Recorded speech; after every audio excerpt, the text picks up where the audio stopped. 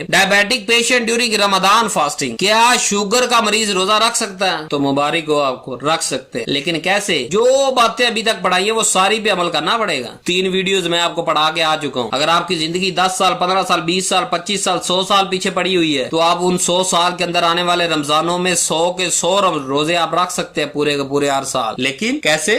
Lifestyle change करके। आए जरा डिटेल के साथ देखते हैं कि रमजान में रोजा रख सकते हैं कि नहीं रख सकते जी। तो आज हम बात कर रहे हैं जी डायबिटिक पेशेंट के लिए रमजान फास्टिंग के रोजे में खाली पेट रह सकता है कि नहीं रह सकता, मुमकिन भी है या नहीं। रोजा रखना मुमकिन है आप लोगों के लिए, लेकिन सही प्लानिंग की जरूरत है आपको। स्टेप 1, पहला क्या करना है जी, रोजा शुरू करने से पहले चेकअप करवाएं। डॉक्टर से कंफर्म करें कि आप फास्टिंग के लिए मेडिकल फिट हैं कि नहीं। अपने डॉक्टर से पूछे ना, वो आपको बताएगा कि आपने रोजा रखना है कि नहीं रखना। क्यों?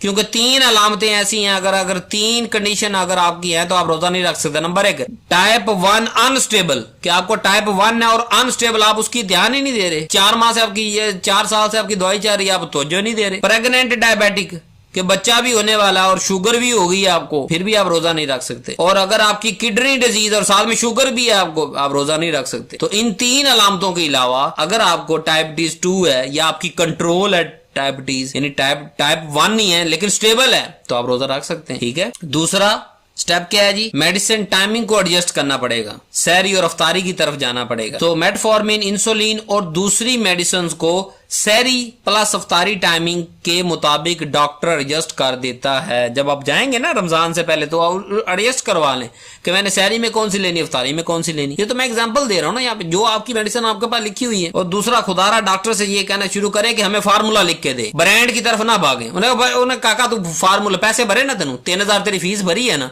फार्मूला लिख के दे, जेडी मर्जी कंपनी दे ले ला। अगर मेरी औकात 10 लाख रुपए की एक गोली लैन दी, मैं 10 लाख की लवांगा। अगर मेरी औकात 10 रुपए की है तो मैं 10 रुपए की गोली लवांगा ना। मैं इसलिए यहाँ मेटफॉर्मिन कह रहा हूँ या इंसुलिन कह रहा हूँ, किसी ब्रांड को प्रमोट नहीं कर रहा। खुद से डोज चेंज बिल्कुल भी ना करें, आप अपने डॉक्टर से एडजस्ट करवाएं कि सहरी अफ्तारी में कौन कौन सी चीजें क्या क्या लेनी है। तीसरा स्टेप, हाइपोग्लाइसीमिया से बचने का क्या तरीका है जी। शुगर अगर रात सोते हुए आपकी कम हो सकती है, तो रोजे के दरमियान भी तो आपकी कम हो सकती है। रोजे के दरमियान शुगर बहुत लो हो सकती है, तो क्या करें? जैसे इसकी अलामतें क्या होंगी। नंबर 1, पसीना आना, जिस्म में लर्जिश, कांपने लगना, चक्कर आना, भूख का लगना, कंफ्यूजन। ऐसी सूरत में रोजा तुरंत तोड़ देना फर्ज है। मैं को फतवा नहीं लगा रहा, डॉक्टरी लिहाज से बता रहा हूँ कि इन हालतों के अंदर अगर आपकी ये हो रही है रोजे के दरमियान, पसीना बहुत ज्यादा आ रहा है, जिस्म कांप रहा है, चक्कर आ रहे हैं, भूख लग रही, कंफ्यूजन हो रही है, तो इसका मतलब आपका शुगर लेवल बहुत ज्यादा डाउन स्पीक हो गया है और आपको आपकी मौत वाकया हो सकती है अगर आपने अगले 8-9 घंटे रोजा रखना है। तो एज ए डॉक्टरी लिहाज